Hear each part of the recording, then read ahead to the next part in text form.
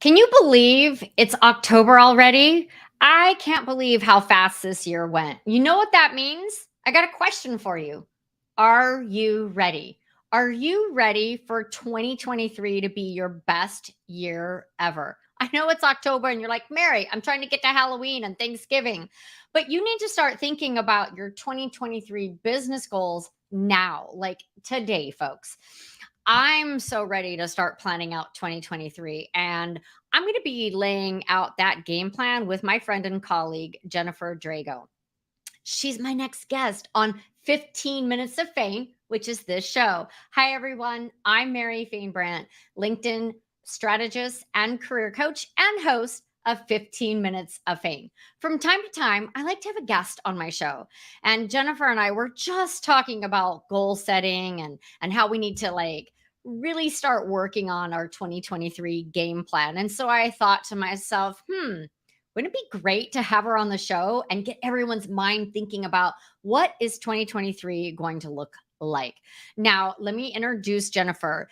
Her company is called From Peak to Profit, and she's a senior level business strategist, leadership coach who helps corporations, coaches, and consultants get laser focused so they can get better results in less time. Sign me up, Jennifer. Today's topic is your 2023 business strategy, and Jennifer is going to be covering 3 bullet points here. You ready? Create a vision narrative, because you got to have vision before you can create your plan. Create your metric driven goals. So many times we just write down goals, but do we have metric driven goals? And then create or update your scorecard. I guess we're talking about baseball. I'm not really sure, but Jennifer is going to cue us in what that is all about. Now, if you like the look and feel of this show, you can have a show like this too. I want to give a big shout out to StreamYard, who is the official sponsor of this show, 15 Minutes of Fame. They make it so easy to go live. Literally hit a button that says go live and hit a button over here that says end broadcast. You can have intro videos, outro videos, bring comments on the screen like this one. Hey, Gabe, how you doing? Nice to have you here. So I haven't talked to you in so long. You can do fun things like that. You can customize everything. You'll see some more of that during the show. So if you like the look and feel of this show, I'm going to drop some links after the show. Some are affiliate links. I might get enough to make or to buy a cup of coffee. But really, it's just to educate you guys, inspire you, and give you resources that can help you be better in business. So without further ado, let's bring Jennifer up to the screen or the stage or whatever we call it. Oh, hey, Jennifer, you're muted. Let's unmute you. There we go. Wait. I thought I was so past that already. Sorry about that. It's all good. Thank you so much for being on the show today. I've really had a great time. So I don't just throw a dart at someone I see on LinkedIn, Facebook, or Instagram and be like, that person, I want to have them on my show. It's usually someone that I've cultivated a relationship with, gotten to know. And Jennifer and I met online, met at the LinkedIn local event. And then we just have been partnering up and networking this last week or so. So it's so nice to have you on the show and to learn more about you and your business. When I saw you speak, I think it was 2 weeks ago that I saw you speak. And so that was amazing. And Jennifer, I could probably just sit and talk to you about you for 15 minutes. Why don't you give everyone just like a brief snippet of the work that you do and the clients that you work with? And then we're going to dive right into the 2023 strategies. You bet. Thanks so much. Yeah, so I have worked in corporate strategy, planning, and operations for 30 years. And I feel a little old saying that, to be honest. But now I'm on my own. Started my company about 14 months ago doing strategy work for small businesses, for corporations, entrepreneurs. I really just love to work with folks around creating that vision, creating that strategy to grow usually it's to grow or move their business in a different direction, and just help them develop a roadmap to get from A to B. And I have some great tips on how to do it. It's work that I'm passionate about. And you're exactly right. Now is the best time to be thinking about next year before we get into the holidays and our brain gets filled with many other And you things. need time to plan and really think about it instead of just throwing spaghetti at the wall of, hey, I want to write a book. Okay, well, what are the 10 steps you have to do to write the book? Or Yeah. I want to double my revenue. Great. What do you have to do to double that revenue? So I'm really glad that we're having this conversation today. And hopefully it inspires other people to start thinking about that. So I know this is what you do, business strategy, goal setting. I love goal setting. Like I have post-it the large wall size and I Yeah. put my 10 goals for the year. Tisha Marie and I did that last year and I'm sure we'll do it again this year. But let's get started with that vision narrative. Um, let's talk about like what does that sound like and look Mhm. like? How do you get started on that? Sure, you bet. And let me just comment real quick that I love that you said you love goals, and we've had this conversation, so I know that you do indeed love goals. Not everybody loves goals. I'm a Not list person. Give me a goal. Let me write down. Plus, I've just learned as a business owner, it's great to say, I'm going to sign on 5 new clients a month and I'm going to raise my prices. But you Mhm. don't just do that by saying it. You have to think about it. What does that look like? How are you setting that up? And you have to, I always say you write the goal down. What are the 3 actions that get you closer to the goal? So, Yes. Yes. No, and I love it. And if you're listening to this and you're not a goals person, hear me out. And I'm going to give you a really easy strategy. We're going to demystify strategy today and just make it simple.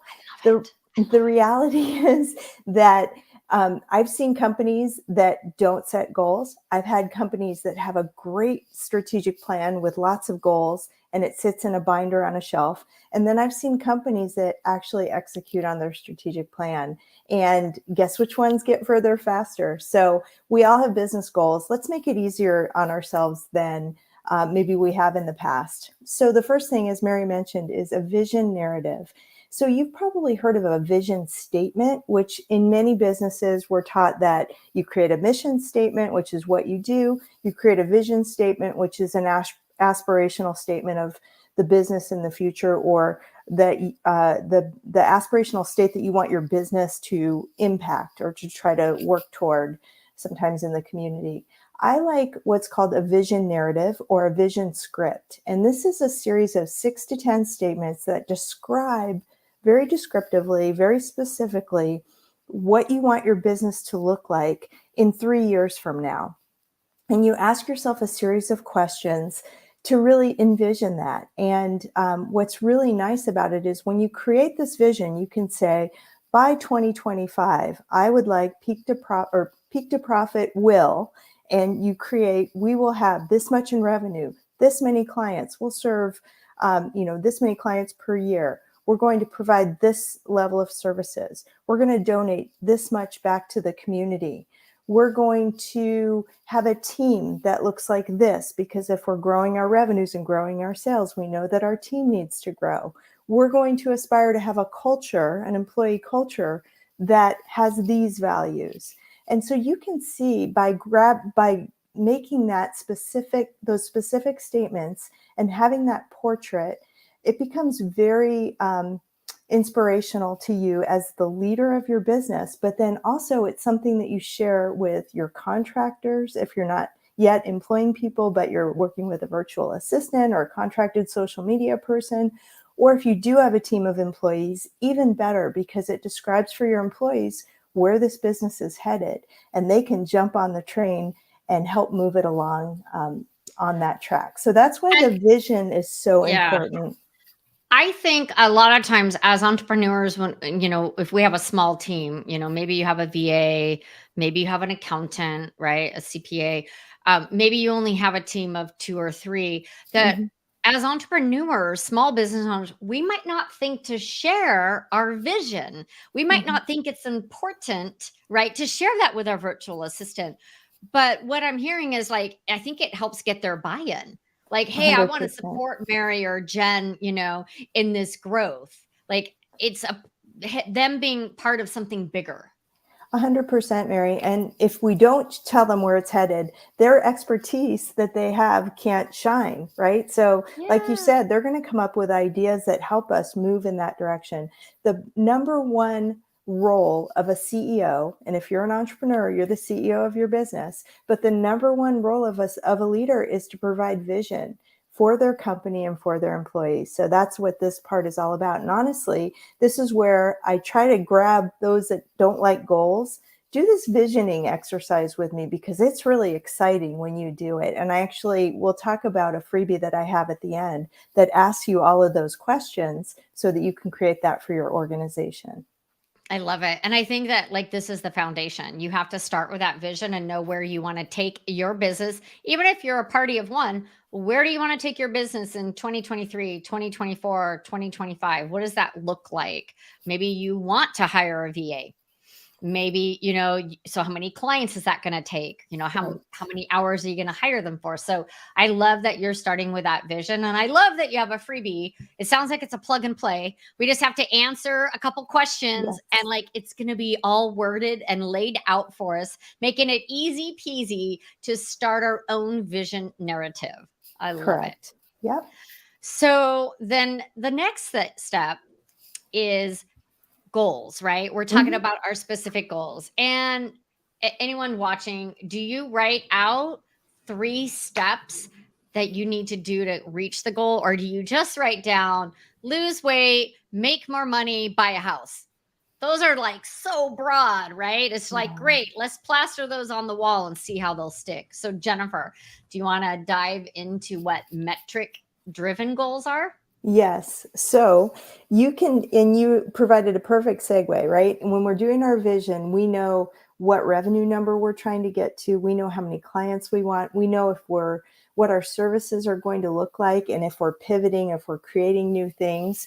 And so from that vision narrative, those goals just kind of drop right out of there. You can pretty much see the strategic areas that you need to focus on. And I like to tell folks, now we're just remember, the vision is where you want to be in 3 years from now. So we kind of back it up and say, okay, in year 1, we have to do this. In year 2, we have to do this. In year 3, we have to do this. But we only set goals around the first year. And I like to say, set 3 or 4 goals in a year. Don't do more than that. You'll drive yourself crazy. Wait, so I shouldn't have my list of 10? No, I don't think And you know so. what happened? I ended up crossing things off, but I had like, these are my 10 things that I wanted to do. And I ended up rearranging them. So I think maybe there was step 2, like write down your 10 goals in October, revisit them in November and kind of pare that down. So, yeah. Good point, Mary. And you just really want to prioritize the things that are going to move that business forward, right? If you complete them, you can add more in the middle of the year. I mean, there's nothing to say that you can't, but in the beginning of a year, especially, less is more. And you really want to keep this simple. And then I love what you said, which is put some action underneath them. So at least your first 3 or 4 action steps to get started, and plan some timelines along with them. And we talked about metrics. So in many cases, some of the things I mentioned that might be included in a vision narrative are metrics driven, right? What do your sales need to be? Well, back that up. In order to get that many sales, how many prospects do you need to contact? What's your conversion rate? Are you trying to improve that this year? So think about the metrics. What are you going to measure to know that you're having success in the goal area? And then we're going to put those metrics into a scorecard, which we'll talk about in principle number 3.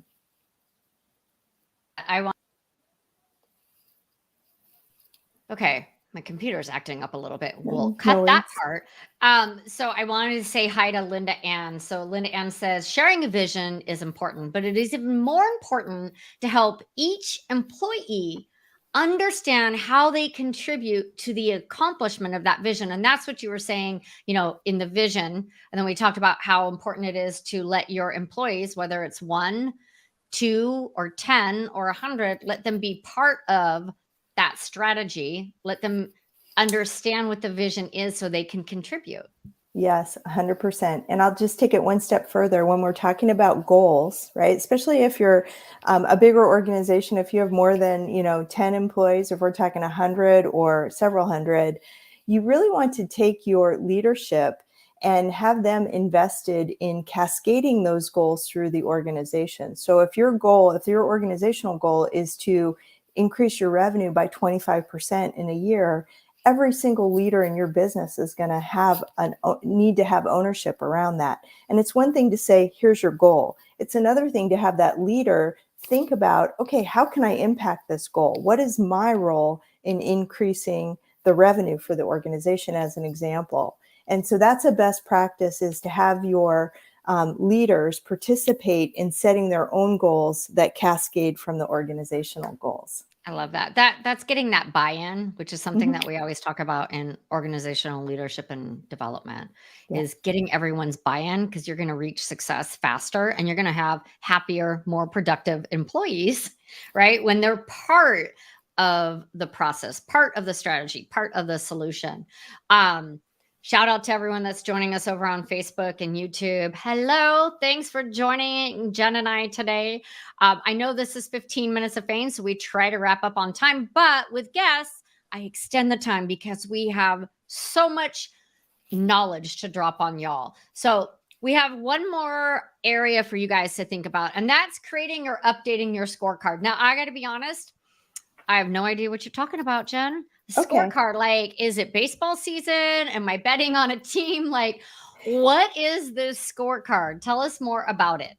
Well, I'd love people to think about the scorecard as helping you to measure your practice throughout the year, right? So when we talk about our goals of increasing revenue, increasing the number of clients, we even talked about backing up from the client number and thinking about what the pipeline needs to look like and how we're going to measure that. So when you develop the metrics, when you're developing your goals and they're metric-driven goals, then you know what your end result is supposed to look like. You know what your goal is supposed to look like. A scorecard is simply a spreadsheet or a Word document that just tracks your numbers, your metrics, month over month. So you can see, am I on track to meet that goal, or am I going to fall short? Because if you're going to fall short at any point in the year, you can make some adjustments to try to get that back where it needs to be. So I like to use 3 types of dashboards in particular. If you simply just had your goals on a sheet and you were tracking your progress month over month, I'd be very happy. The 3 that I love to talk about are a strategic dashboard, which is doing what I just said, tracking your progress on your goals. Are you, and you can do this by stoplight color. Are you on track? Is it green? Are you delayed? Is it yellow? Or are you in trouble and not at risk of not meeting that goal? That's red. I love operational metrics too, right? Because all of us operate, and some of those things that we talked about, the number of clients, our satisfaction rate, our conversion rate, those kinds of things can become operational metrics, and those can be Our on a time score. off rate. Like, we've Yeah, talked about this. Like, I don't want to work 5 days and 40 hours. Like, perfect. that's a metric. Like, for me, it's a 4-day work week, 6 hours a day. That's it. Yes. So for Yep. me, am I meeting that? And there will be seasons when you don't. Like this week with LinkedIn Local happening tonight. Yeah. Today's a 12-hour day. Yes, I get it. But And yeah, you have to look at everything: money, operations, all of that, not yes. just, because as entrepreneurs and business owners of our, consultants, like, I think a lot of us, the goal is not to work more. It's to have more flexibility and freedom of our time. Right. Exactly. And you hit on the 3rd area that I like to track in the scorecard, which is the financial. And so, Money. yeah, so in one location, think about this, you have a simple set of goals. You have 3 goals. You have a vision narrative that's inspirational. You want to read that every single day. And you have a scorecard that you can review once a month. Those 3 things will set you up for success as a business, no matter how small or how big you are. So I'm going to throw out there, my scorecard for finances is in Dubsado, which is what I use for invoicing and accepting payments and Mhm. proposals and contracts. It's like one stop, right? And the reason I like it is it actually has a dashboard. It's called Dashboard. And you can Perfect. see money collected. You can see outstanding right there. So I'm always like, I try to have a 0 balance sheet, right? No money's due to me. So I'm like, what's outstanding? Is it an accounting error, or does the client owe me money? And then you can sort those. So I look at that dashboard probably every 2 weeks just to see how I'm doing. So I think that's really important to have something like that. And as you, my tip to people, like when you're starting off, you think you don't need like an invoice platform. You do. It's a Yeah, CRM. It just helps. Like, don't wait till you're in year 3 and try to agree. start piecing it together. I wish that I had started with a CRM system and an invoice, a nice invoice system, not PayPal. Sorry, I'm not a fan of PayPal for business. A real invoicing system and a CRM system. And Mary, the other thing I want to point out is that having those dashboards or scorecards, whatever you call them, also when you have a team, when you have employees and leaders, sharing that information with them on a regular basis allows them to do their job better because they know where they're hitting the mark, they know where they're missing the Right. mark. And coming out of corporate for 30 years, I can tell you that as a leader, much of the time I was missing more information than I had. I had to go seek it in order to truly have the data needed to do my job. And so let's make it easy and just have a dashboard that we all share and talk about. Yeah. So it's just about getting things lined up, understanding your vision. So to recap, Jennifer's amazing. But to recap on the strategies, I'm just going to go back to my notes. It's creating that vision, Mhm. creating metric driven goals, and updating your scorecard. So basically, it's a report card. How are you doing every month? Are you hitting your goals? Do you need to adjust? So actually, it's pretty simple, Jennifer. It's just about putting it into action. and Yes. and it doesn't matter where you're at in your business, right? Starting off or 5 years in or 10 years in, it's never too late to start applying these strategies to have a higher performance, better outcomes, and peace of mind, right?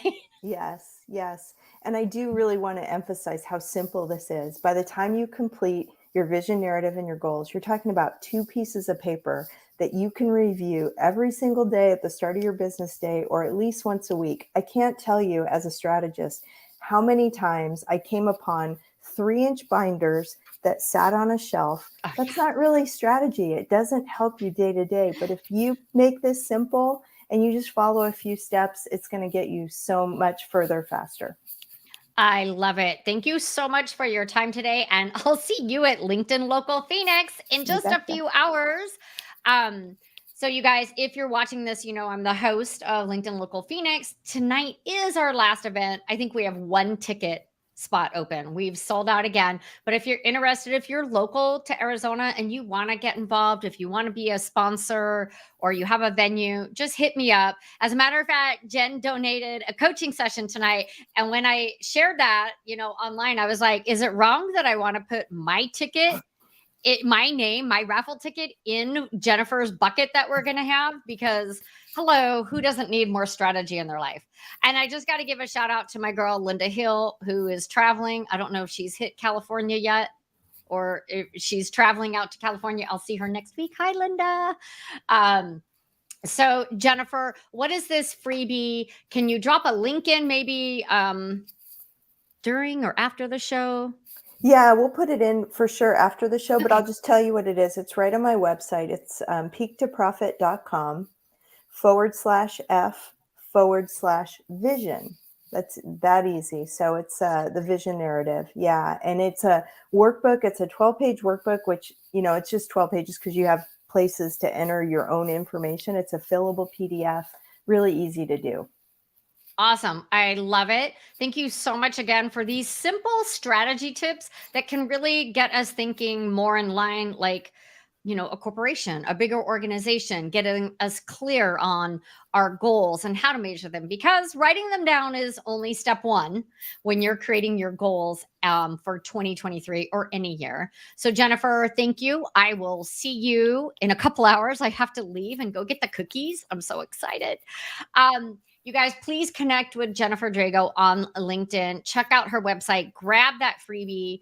I'm sure that we're going to be collaborating together. We've kind of already started brainstorming. So you definitely want to ring our bells on LinkedIn and get notified. And you guys, if you are ready to go from boring to badass on your LinkedIn profile, right here, I've got 2 more spots open for October. So hit me up, book a VIP intensive, and we will get you packaged and positioned as the expert you are so you can get known, get found, and get clients. Everyone, I'm Mary Fain Brandt. This is 15 Minutes of Fain. Thank you for joining us. And did I do it right? Jen Drago, thank you so much for your time. And we will see you next week. I don't know what the topic is yet. What do you guys want to learn? Let me know. And maybe I'll do that, or it'll be an Ask Mary Anything show. Take care.